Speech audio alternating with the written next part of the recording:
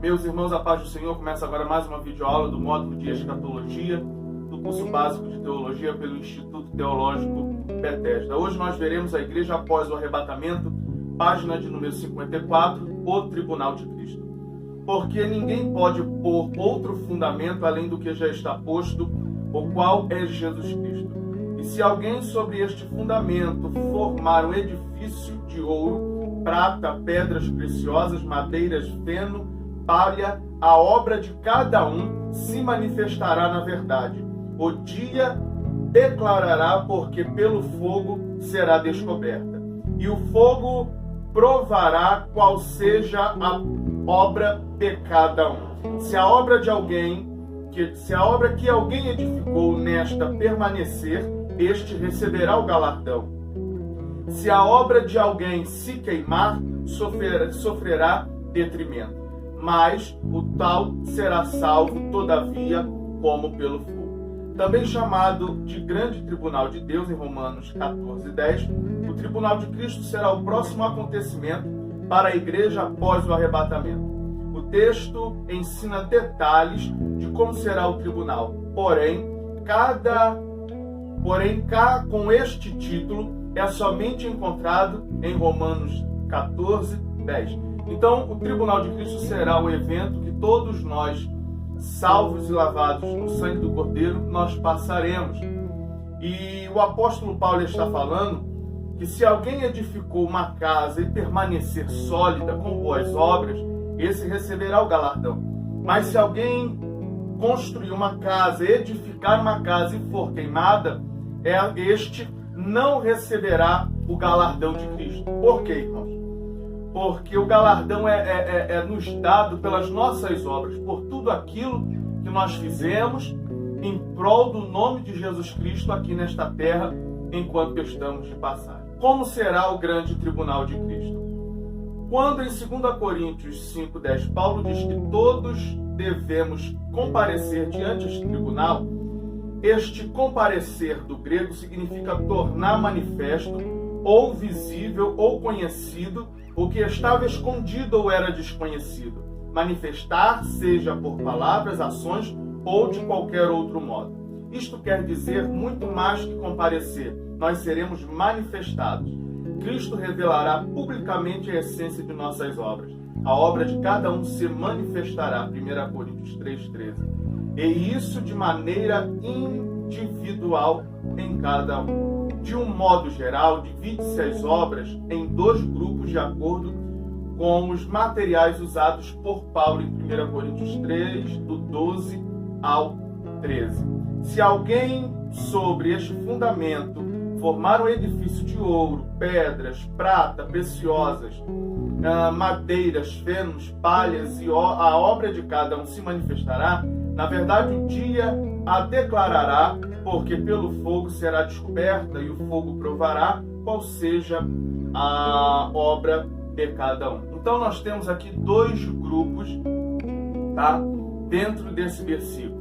Nós temos as obras destrutíveis e nós temos as obras indestrutíveis, para que venhamos receber o nosso galardão. O grupo das obras destrutíveis é a madeira, feno e palha. Todos esses materiais apresentados por Paulo são totalmente destruídos quando lançados ao fogo.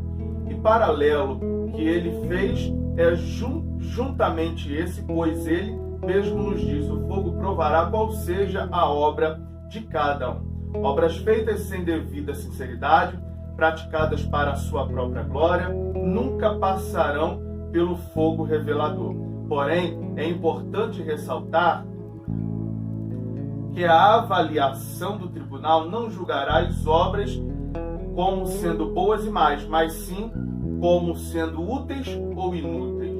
Também é bom lembrarmos que o propósito central de Cristo não é humilhar e envergonhar os salvos, mas sim galardoar.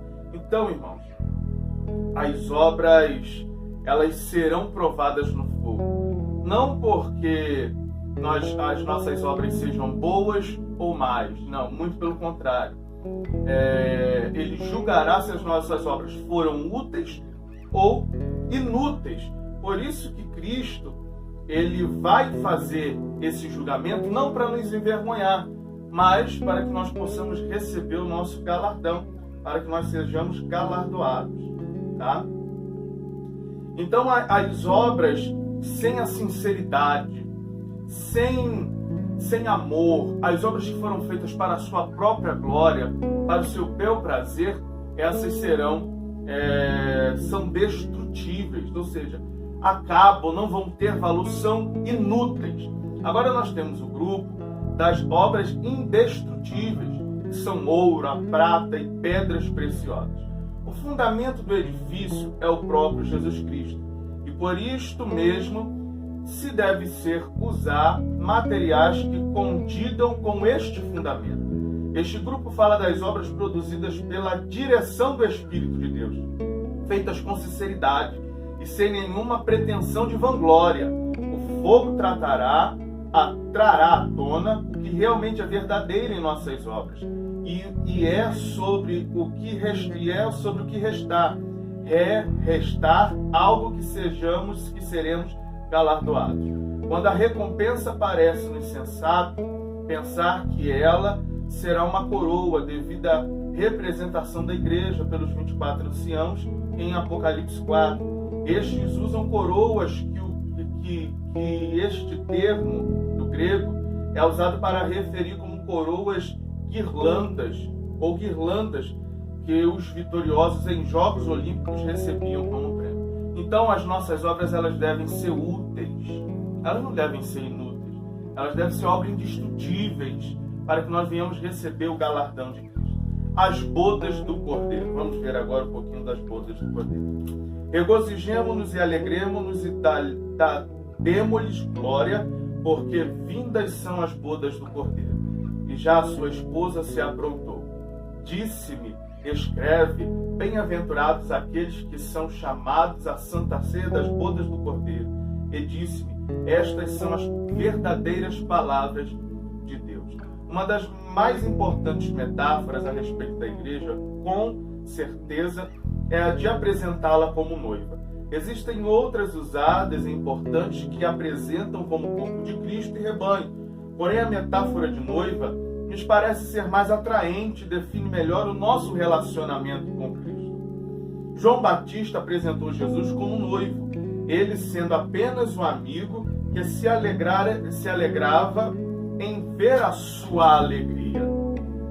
Paulo também usa essa metáfora para falar a respeito da vida conjugal, fortalecendo seu ensino sobre o exemplo de Jesus, que amou a sua igreja, a noiva, e deu a vida por ela. Nos versículos acima, vemos João e o apóstolo Paulo usando para falar do momento da celebração da união de Cristo com a sua igreja. As bodas do Cordeiro serão realizadas no céu, já que lá que a igreja se encontrará após o arrebatamento. Será também após o grande tribunal de Cristo. E isso pode ser visto pelas vestes que a igreja usa, quando é apresentada ao noivo Jesus, representando a justiça confirmada pela avaliação do tribunal. Vemos que esta união nos céus revela a importância deste evento, pois para cada um existem 3 acontecimentos significativos na vida. Isso para os judeus: o nascimento, o casamento e o dia da morte. Sendo que, dentre todos, o casamento é o mais importante, já que para o judeu, um homem só é realmente considerado como tal quando se casa e forma uma família. Por isso vemos o casamento ser usado com abundância no Velho Testamento, falando do relacionamento entre Deus e Israel. No Novo Testamento, Jesus usa para falar sobre a rejeição dos judeus ao Evangelho, para alertar a vigilância devido à sua futura vinda, entre outros, porque era algo que os judeus entendiam muito bem e sabiam a responsabilidade de que era ser noiva, seja esta noiva Israel ou não. Tá, irmãos? Então, nós somos considerados como noiva de Cristo justamente pelo amor que Cristo teve por nós, pelo amor, pela compaixão que Cristo teve por nós, e nós estamos aguardando o nosso noivo. a estrutura da grande tribulação. Já sabemos que a grande tribulação é na 70ª semana de Daniel e que este período é de 7 anos. A grande tribulação dura 7 anos.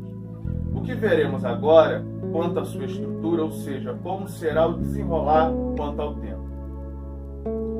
No meio da semana, segundo Daniel, o anticristo fará cessar o sacrifício e a oferta de manjares, e sobre as asas das abominações virá o assolador, e isso até a consumação. Esse fato fará com que, a partir da metade da semana, ou seja, após os 3 primeiros anos e meio, se deu início o período descrito por Daniel.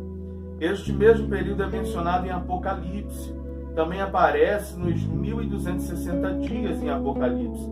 Todos tratam do mesmo espaço de tempo, como também do mesmo período. Em Daniel observamos que ele representa 3 anos e meio finais da grande tribulação, tais como um tempo, um ano, e tempos 2 anos, e a metade de um tempo, meio ano.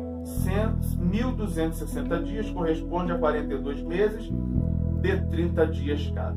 Após os 7 anos da grande tribulação, Jesus retornará novamente para julgar os inimigos de Israel, inclusive Satanás, o anticristo e o falso profeta.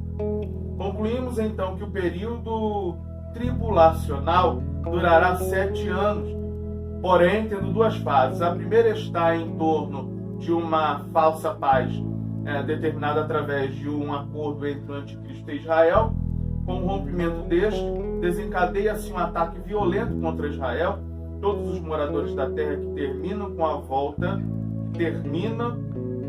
a volta gloriosa de Jesus Cristo. O fato de o período tribulacional ter 2 fases não dá margens para que ensine que somente os últimos 3 anos e meio sejam a grande tribulação. Se assim fosse, não existiria a 70ª semana, mas sim meia semana de Daniel. Então a grande tribulação ela durará 7 anos. Nos 3 primeiros anos e meio, o anticristo pregará boas novas, o anticristo falará de amor, união entre Israel. Bom, pregará amor para todo mundo. Com 3 anos e meio, ele quebra essa promessa dele e declara guerra contra Israel. Logo após isso, Jesus volta, torna a dizer a várias teorias, que cada um tem a sua. Há pessoas que acreditam que Jesus virá antes da grande tribulação, outros que Jesus virá durante, outros acreditam que Jesus virá depois. Só que nós vamos ver que Jesus voltará no final da grande tribulação para poder julgar os inimigos de Israel, para poder julgar a Satanás, para poder julgar o anticristo e os falsos profetas. Então a segunda volta de Jesus se dá quando termina a grande tribulação. Então nós podemos deduzir que Jesus virá para quem acredita, no início ou no meio. Eu prefiro ficar acreditando que Jesus volte no meio, durante a grande tribulação. Ok, meus irmãos? Então, o que nós estamos aprendendo aqui nesse módulo é algo que eu tenho que passar para os irmãos muito superficial, muito por cima. Porque se eu for me aprofundar muito, até mesmo na aula presencial, fica muito grande a aula e a gente não tem como tratar desses assuntos. Mas eu peço que você leia, estude, pesquise com calma e assim possa ser mais edificante. Tá? O fim do acordo de paz. Aí nós vamos ver. Nos primeiros 3 anos e meio do governo do anticristo, sabemos que haverá um acordo que introduzirá no mundo uma paz aparente. O versículo nos diz que devido a este rompimento, a besta cercará todos os sacrifícios judaicos que haviam retornado com um acordo de paz. Agora, tendo sido desfeito, ele se revela como terrível assolador, que com toda a sua fúria busca destruir Israel. Em Apocalipse 12 temos um retrato de fúria de Satanás contra Israel na segunda metade da grande tribulação, por isso se faz necessário observarmos alguns pontos. No texto fala de uma mulher, que esta não pode ser outra coisa a não ser um símbolo que representa Israel. Alguns interpretam como sendo Maria, mãe de Jesus, outros como sendo a igreja. Porém, nenhuma das duas merece atenção, pois estão totalmente fora de cogitação, e para que houvesse algum paralelo, teríamos que espiritualizar o texto demasiadamente. A interpretação de que essa mulher é o símbolo de Israel torna-se mais clara, o que vemos que ela está vestida de sol, símbolo sempre ligado a Israel. 2. Tem uma coroa de 12 estrelas na cabeça, número que além de simbolizar as 12 tribos, simboliza um governo. Estrelas não poderiam ser ligadas aos apóstolos, pois essas foram mais que 12. 3. A mulher estava grávida. Versículo 2. Não poderia ser a igreja, já que não foi a igreja quem concebeu Jesus, mas Jesus que concebeu a igreja. Também não pode ser Maria, porque os fatos dos escritos, do versículo 6 e 14, nunca aconteceram a ela. 4. O versículo 17 indica fortemente se tratar de Israel, pois vendo que não conseguiu destruir Jesus, se voltou contra a nação. Tanto Maria quanto a igreja não são de se enquadrar neste versículo, a não ser que o texto fosse violentamente alegorizado.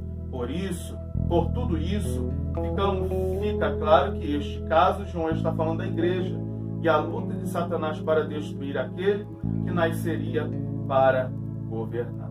Então nós vamos ver o final do período da grande tribulação, que é dividido em duas partes. A primeira, de 3 anos e meio de paz, e a partir de 3 anos e meio até concluir os 7 anos, tempo de tribulação. Jesus volta, humilha, repreende Satanás, derrota o anticristo, derrota os falsos profetas, volta para fazer justiça contra Israel, e esse é o fim da grande tribulação.